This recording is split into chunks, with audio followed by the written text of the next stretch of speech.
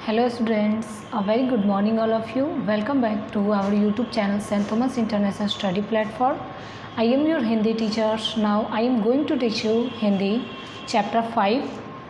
आज हम लोग क्लास 2 का चैप्टर 5 पढ़ने जा रहे हैं, यानी कि कक्षा 2 का पार्ट 5। तो बच्चों, आप लोग के चैप्टर 5 में है वर्षा, जो कि एक पोएम है और इस पोएम को हमें पढ़ना है। आप लोग इस पोएम को अच्छी तरह से पढ़ोगे और याद करोगे, और इस पोएम को याद करने के बाद अपने नोट कॉपी पर नोट करोगे, शब्दार्थ को भी नोट करोगे और इन दोनों को याद करके आप लोग व्हाट्सएप पर मैसेज करोगे। तो आइए बच्चों, पहले हम इस पोएम को पढ़ते हैं। गर्मी से तपती धरती पर वर्षा जब जब आती है, मोर नाचते झूम झूम कर हमें खुशी मिल जाती है।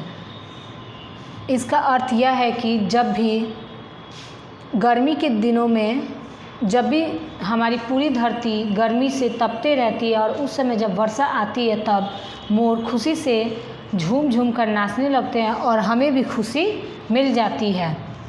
वर्षा आती है धरती पर हरियाली फैलाने को, पौधों को नवजीवन देने, लू की तपन मिटाने को। जब भी वर्षा आती है, हमारे चारों तरफ हरियाली फैल जाती है तथा छोटे से बड़े पेड़ पौधों को नवजीवन मिल जाती है और लू की तपन मिट जाती है, यानी कि जो तेज लू का मतलब जो गर्म हवाएं चलती है और उससे जो हमें गर्मी होती है वो मिट जाती है। आओ बूंदों में भींगे तन मन की तपन मिटाएं, नदियाँ से बहते जल में कागज़ की नाव चलाएं। आओ वर्षा के बूंदों में भींग जाएं, तन मन की गर्मी यानी कि अपने शरीर की, अपने तन मन की यानी कि हमारे अंदर जो गर्मी है उसे वर्षा के जल में भींग कर मिटाएं। नदियाँ से बहते जल में, छोटी नदियाँ जिसकी बहते जल में कागज़ का नाव बनाएं और उस नाव को चलाएं।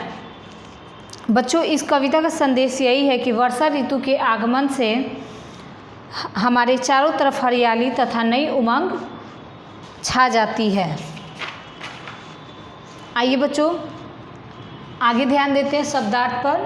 हम लोगों को इस शब्द के अर्थ जानने हैं, जैसे कि वर्षा, वर्षा का अर्थ हो जाएगा बारिश। नवजीवन, नवजीवन का अर्थ हो जाएगा नया जीवन।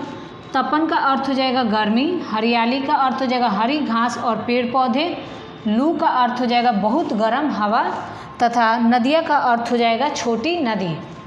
तो आप लोग इसको अपनी नोट कॉपी पर नोट करोगे और अच्छे से इसको याद भी कर लोगे। बाकी का जो इसका क्वेश्चन आंसर है वो आपके व्हाट्सएप ग्रुप पर शेयर हो जाएगा, आप लोग उसको नोट कॉपी पर नोट करके और याद भी कर लोगे।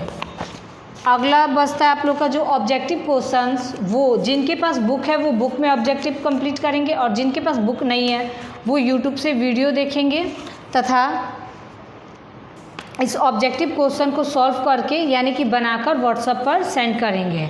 और आप लोग को जो भी प्रॉब्लम हो आप लोग व्हाट्सएप पर पूछ सकते हो। जैसे कि बच्चों आप लोग देख सकते हो, पहला है निम्नलिखित प्रश्नों के उत्तर दीजिए। इसका आंसर मैं आप लोगों को व्हाट्सएप पर शेयर कर दूंगी। अगला है सही शब्द से रिक्त स्थान भरी, यानी कि जो पोएम आप लोग को दिया गया उस पोएम को अच्छे से आप लोग याद करोगे और उस पोएम के सहारे आप लोग इसको यानी कि इस ब्लैंक जगह को, इस रिक्त स्थान को भरोगे। अगला है सही उत्तर पर सही का चिन्ह लगाइए, यानी कि पानी कहाँ से बरसता है, छत से, चांद से, बादल से। तो इसका हो जाएगा बादल से, तो आप लोग इसमें जो सही होगा उस पर टिक करोगे। अगला है सही मिलान कीजिए, मैच इन द फॉलोइंग, यानी कि तपती का अर्थ हो जाएगा जैसे कि आती का जाती, तन का मन, मिटाएं चलाएं तपती धरती, ये हो जाएगा मैच इन द फॉलोइंग।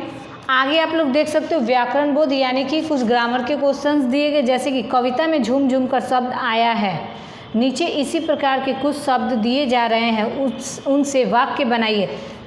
यानी कि वाक्य बनाना जैसे बार बार, मैं बार बार बाज़ार जाता हूँ या जाती हूँ, कभी कभी,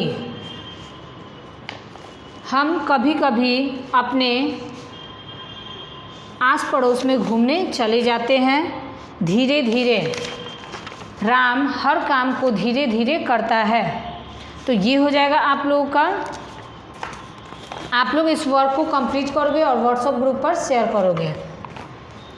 और आप लोग को जो भी डाउट हो, जो भी प्रॉब्लम हो, आप लोग व्हाट्सएप पर मैसेज करके पूछ सकते हो।